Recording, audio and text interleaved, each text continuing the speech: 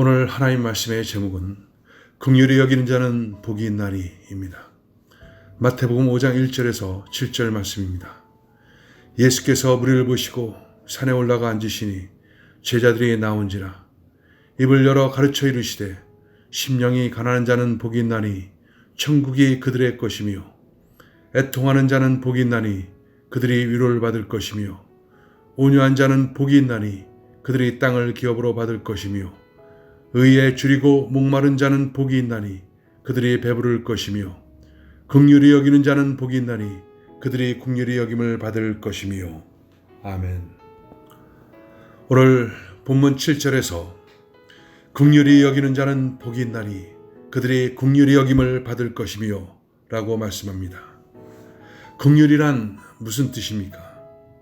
긍휼이란 말의 근본 뜻은 죄로 인해 깊은 상처를 입거나 징계를 받아 죽게 된 사람을 다시 회복시키고 살리게 되는 그런 도움을 뜻합니다. 하나님의 긍휼을 이야기할 때 히브리어에서 자주 사용되는 단어는 라함이란 단어입니다. 라함은 어머니의 자궁을 뜻합니다. 곧 아기를 뱃속에 잉태하고 있는 어머니가 자신의 태아에 대해 느끼는 감정을 긍휼이라고 표현합니다. 결국 사람을 향한 하나님의 긍휼이란 엄마가 뱃속에 태아에게 느끼는 애틋하면서도 각별한 사랑을 말하는 것입니다. 그런데 하나님의 긍휼은 하나님의 공의와 불가피하게 연결되어 있습니다.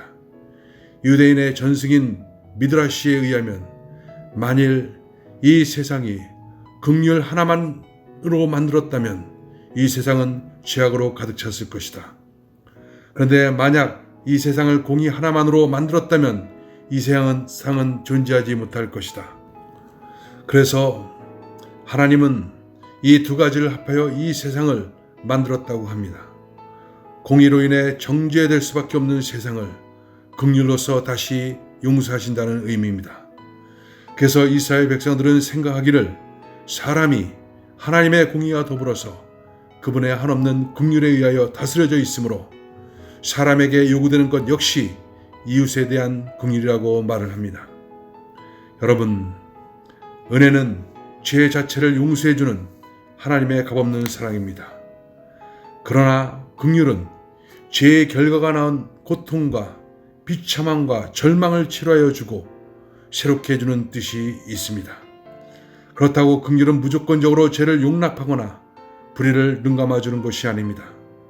하나님은 공의로우신 분이기 때문에 긍휼이 죄의 절망과 비참함을 다뤄주지만 그 안에 하나님의 정의와 진리가 내포되어 있습니다. 그러면 이 긍휼은 어디서부터 생긴 마음인가요? 긍휼의 마음은 본래 사람의 마음속에 있는 것이 아닙니다. 죄로 인해 타락한 인간의 마음속에 용서하고 치유하는 긍휼은 없습니다. 긍휼은 하나님의 마음입니다. 십자가에서 예수와 함께 죽고 부활 생명으로 예수와 함께 살게 된 사람들에게 성령을 통해 부어주신 하나님의 마음입니다. 심령이 가난한 것, 애통하는 것, 온유한 것, 의에 줄이고 목마른 것이 믿는 자에게 나타난 열매이듯이 긍휼도 믿는 자에게 나타나는 현상입니다. 그것은 차고 넘치는 하나님의 사랑이며 무한히 용서하시는 마음입니다. 사도행전 7장에 보면 스데반 집사가 순교할 때 무릎을 꿇고 크게 불러 이르되 주여 이 죄를 그들에게 돌리지 마옵소서 라고 기도하는 장면이 나옵니다. 여기서 스데반이 가진 이 긍휼히 여기는 마음, 이것은 하나님께서 주셨기 때문에 자기를 죽이는 사람들을 용서하고 하나님께 죄를 돌리지 말라고 기도하고 있는 것입니다. 이렇게 긍휼을 갖게 되면 어떤 일이 일어납니까? 긍휼히 여김을 받게 된다고 말씀합니다. 좋은 씨를 뿌리면 좋은 열매를 맺습니다.